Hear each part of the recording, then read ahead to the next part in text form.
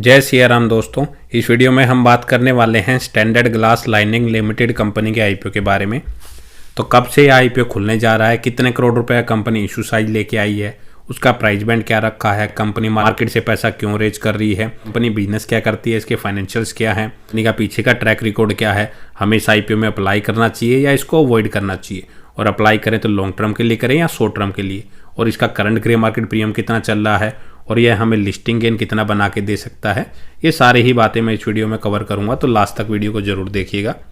तो अगर हम सबसे पहले कंपनी के बिजनेस की बात करें तो कंपनी की जो स्थापना है वो 2012 में हुई थी, मतलब कि 12 साल इस कंपनी को हो चुके हैं। तो कंपनी इंजीनियरिंग इक्विपमेंट बनाती हुई नजर आ रही है फार्मास्यूटिकल एंड केमिकल सेक्टर के लिए। कंपनी जो ये इक्विपमेंट बनाती है उनकी जो टोटलिंग जो production, manufacturing, engineering, design, assembling and installation तक का ये काम कंपनी खुद ही करके देती है। इससे होता ये है कि कंपनी के जो अदर प्रोसेसेस के जो खर्चे हैं वो बच जाते हैं, जिसका इफेक्ट कंपनी के प्रॉफिटेबिलिटी पे भी ज़्यादा पड़ता है। कंपनी के प्रोडक्ट पोर्टफोलियो में अगर हम देखें तो उसमें company reaction system, storage, separation and drawing system, plant and engineering की सर्विसेज ये कंपनी प्रोवाइड करवाती हुई नजर आ रही है। कंपनी जो ये प्रोडक्ट बनाती है वो काफ़ी स्पेशलाइज्ड इंजीनियरिंग इक्विपमेंट बनाती है, जिसमें company mainly glass line material, stainless steel and निकल एलॉय कंपनी यूज करती है। और कंपनी के जो अगर हम कस्टमर्स की बात करें तो काफ़ी नंबर ऑफ कस्टमर्स कंपनी के देखने को मिल रहे हैं, जिनमें काफ़ी बड़े बड़े नाम भी शामिल हैं,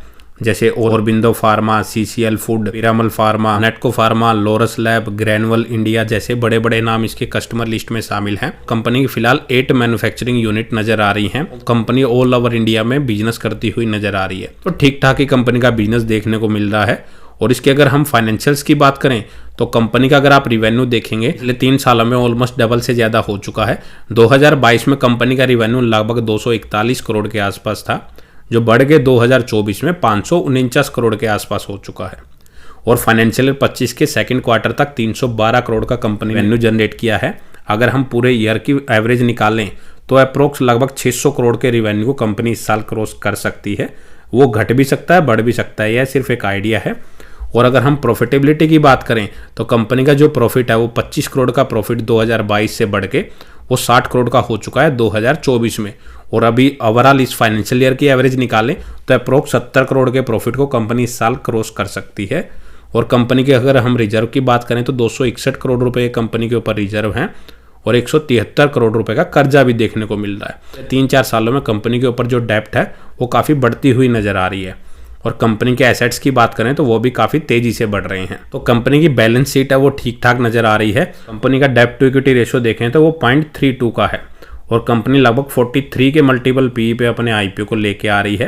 तो इसकी वैल्यूएशन को अगर हम इसके पीयर कंपटीटर से कंपेयर करें तो इसके जो लिस्टेड कंपटीटर्स हैं उसमें GMM Pfaudler, HLE Glascoat, Thermax and Praj industry इसके लिस्टेड कंपटीटर्स हैं।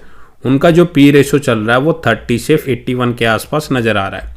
तो कंपनी ऑलमोस्ट इंडस्ट्रियल पी के आसपास ही अपने आईपीओ को लेके आ रही है। लेकिन अगर अर्निंग्स वाइज कंपेयर करते हैं तो इसका जो ईपीएस है वो 3.52 का है और इसके जो अदर कंपटीटर हैं उनका जो ईपीएस है वो इस कंपनी से कई गुना ज़्यादा देखने को मिल रहा है।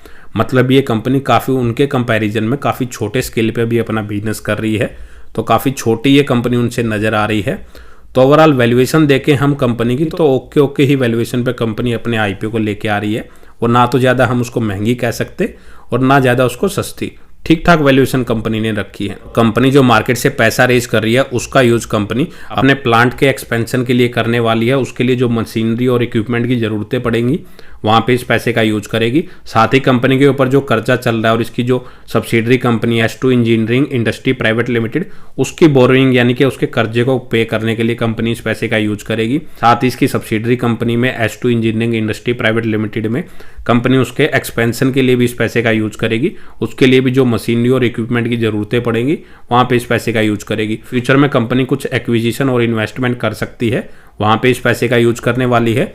और जनरल कॉर्पोरेट पर्पज के लिए कंपनी इस पैसे का यूज करेगी। तो ये तो हो गई कंपनी के बिजनेस, उसके फाइनेंशियल और कंपनी के ऑब्जेक्ट की बातें। अगर हम इस आईपीओ की बात करें तो ये आईपीओ हमारा 6 जनवरी से खुलेगा और 8 जनवरी तक खुला रहेगा। 133 से 140 रुपये पर शेयर इसका कंपनी ने प्राइस बैंड रखा है और एक लॉट में कंपनी आपको 107 शेयर इसमें ऑफर कर रही है। और अगर हम टोटल इशू साइज की बात करें, कंपनी 410 करोड़ रुपए का इशू साइज लेके आई है। तो कंपनी 210 करोड़ रुपए फ्रेश इशू के जरिए और ऑफर फॉर सेल के जरिए 200 करोड़ यहाँ पे रेज कर रही है। मतलब 210 करोड़ रुपए जो फ्रेश इशू से रेज कर रही है वही कंपनी के ऊपर यूटिलाइज किया जाएगा। जो बाकी बचा हुए 200 करोड़ रुपए हैं वो कंपनी के शेयर होल्डर्स के खाते में जाएगा। 9 जनवरी के दिन इसके अलॉटमेंट का पता लगेगा। 10 जनवरी के दिन जिनको अलॉटमेंट नहीं मिलता उनका रिफंड आ जाएगा।